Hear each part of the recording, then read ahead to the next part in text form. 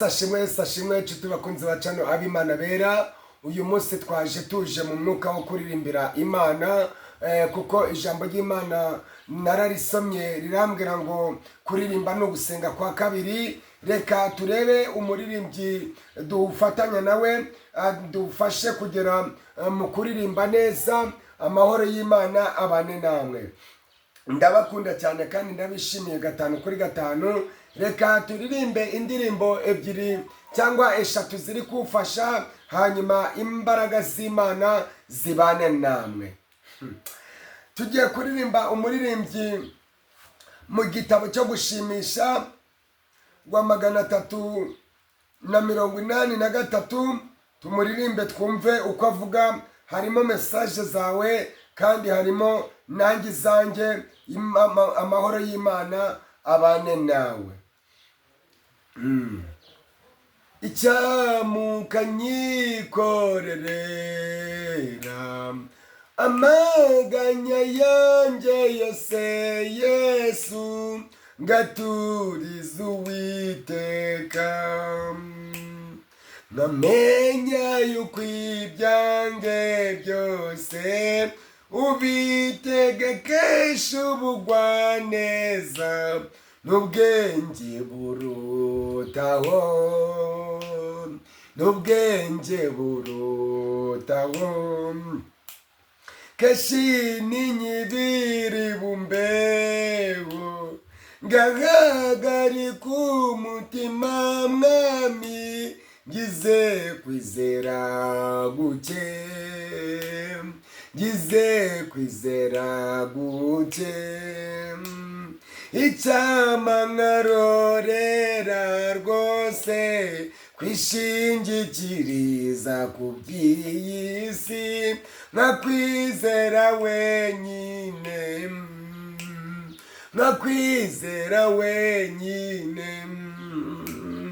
Nabuzwa n'iki se kuyisaba, nkajyanye isunga nkayikoreza ayo maganya yose. Ngahumurizwa no kumenya yuko datugaburira inyoni azanyumvira nanjye, azanyumvira nanjye.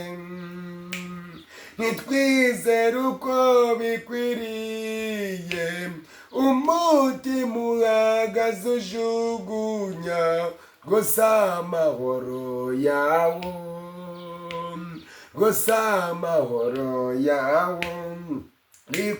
Ariko inyoni n'uburabyo binyigisha kumusukwiriwe, n'ibyawo byago gusa, n'ibyawo byago gusa.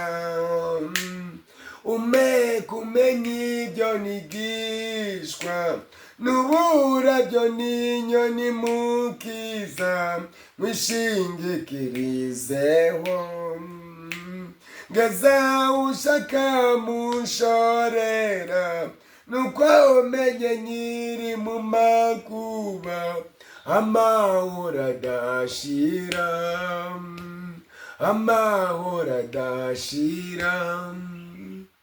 Amen. 334. Ubwo uraza kwihangana niwumva injyana atariyo ubizimo. Ubwo nyine nuko Imana y'amahoro ishimwe.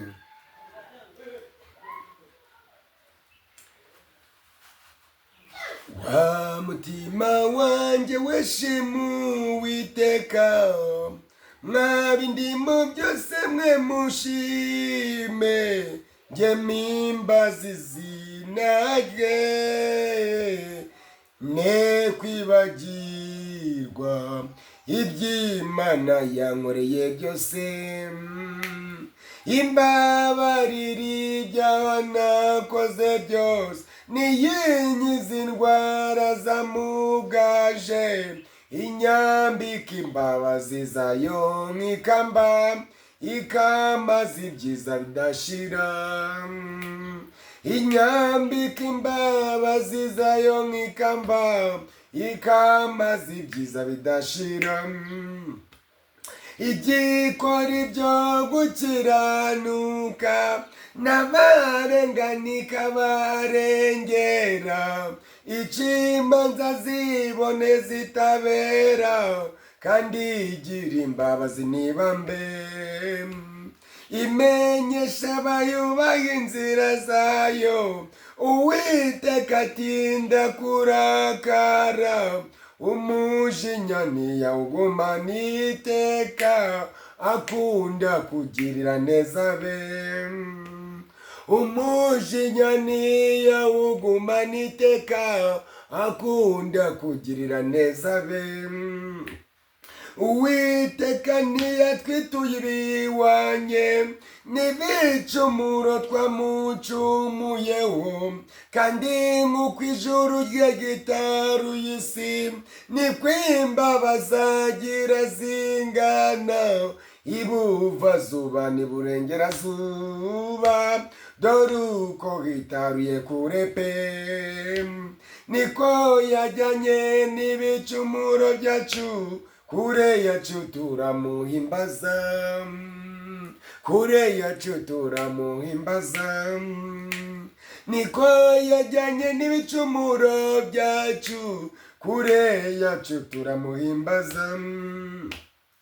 Nk'uko se w'abana bagirira ibambe, niko Imana yacu irigirira abantu bayubaha kuko izi neza, ubukene bwacu n'intege nke zacu, iz'ubugingo bwacu ko butarama, buwanye n'ubwatsi bushirawo, ntibutinda sinkaza mbabazi zayo, zo ntizizashira iteka ryose, zo ntizizashira iteka ryose, ntibutinda sinkaza mbabazi zayo, zo ntizizashira iteka ryose.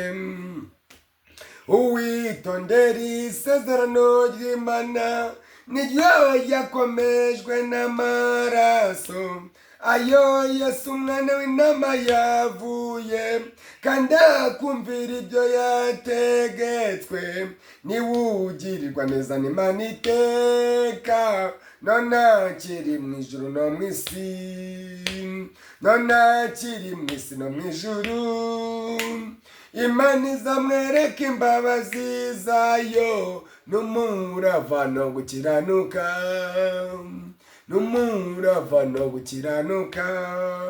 Amen. Reka turebe 41 yo, iri mu ijwi ryayo nta kibazo, hanyuma dusoze mu izina rya Yesu. Nasezeranyijwe guhora gukurikira Yesu, iminsi yose umore hafi, mukiza wanjye mwiza, singitinya intambara mbi zose wawumpagarikiye, sinashobora kuzimira nimora nkuyoboka, singitinya intambara mbi zose wawumpagarikiye, sinashobora kuzimira nimora nkuyoboka. Ndashaka yuko twibanira n'ingeragezwa n'isi, numva amajwi yankinginga iteka ngo nkumveho, ababisha baranyegereye bari inyuma n'imbere, nyamara nkwisunge Kristo undinde ibicumuro, ababisha baranyegereye bari inyuma n'imbere, nyamara nkwisunge Kristo undinde ibicumuro. mukiza ijwi ryawe numvishe rindutirayo yose ngunyongorere mu mutima ngo numvirayo moshya hora umbwiriza ibyo kuninyura kandi uwo runtegeka uvuge ngo nanjye nkumvire mukiza wanjye mwiza hora umbwiriza ibyo kuninyura kandi uwo runtegeka uvuge ngo nanjye nkumvire murengezi nizera mukiza wasezeranyije abagukurikira yukuza bageza mu ijuru bahoraniyo nawe kandi nijye ndasezeranyijwe guhora ngukorera ufashisha ubuntu niba mbe we databuja wera kandi nijye ndasezeranyijwe guhora ngukorera ufashisha ubuntu niba mbe we databuja wera kandi ume kugera ikirenge mu cyawe muyobora imbabazi zawe zonyine nizonjya niringira ujyunge muri iyo nzira yawe nyiriwe muri iyi si maze uzanyakire mu ijuru mukiza wankijije ujyunge muri iyo nzira yawe nyiriwe muri iyi si maze uzanyakire mu ijuru mukiza wankijije ku birenge byawe niho natabariwe amarira nazanye ntago ariyo nzatahana ku birenge byawe niho natabariwe amarira nazanye ntago ariyo nzatahana ku birenge byawe mana niho natabariwe amarira nazanye ntago ariyo nzatahana amen. Mana turagushimira turaguhimbaza kuko wera kandi ukazabana n'abera wakoze kudufasha kandi wakoze kwirwana natwe izina ryawe rihimbazwe data mwiza ngaho imbaraga zawe zifashe aba bantu bumvishe izi ndirimbo kandi ubahe umugisha kandi buri wese utwifuriza ibyiza umuha ibyiza utwifuriza ibibi nawe abibone kandi inkunga zawe ziboneke ku bantu bose urakoze urakabyara urakaramba mbyatsi Imana nizera izina rya Yesu Kristo w'i Nazareti amen. Mwakoze cyane amahoro y'Imana abane namwe mbibutsa gukanda subscribe aho ujya muri YouTube channel ukandikamo ijambo abimana bera mu nyuguti ntoya bifatanye ukabona channel ebyiri ukazikorera subscribe imahoro y'Imana abane namwe nimuhabwe umugisha n'Uwiteka mu izina rya Yesu amen. Mno kuki wubaka iyo nkuge urakora iby'ubupfapfa rwose dore utuye imusozi kandi n'amazahari ibyo ukora biratuyobeye dore utuye imusozi kandi n'amazahari ibyo ukora biratuyobeye.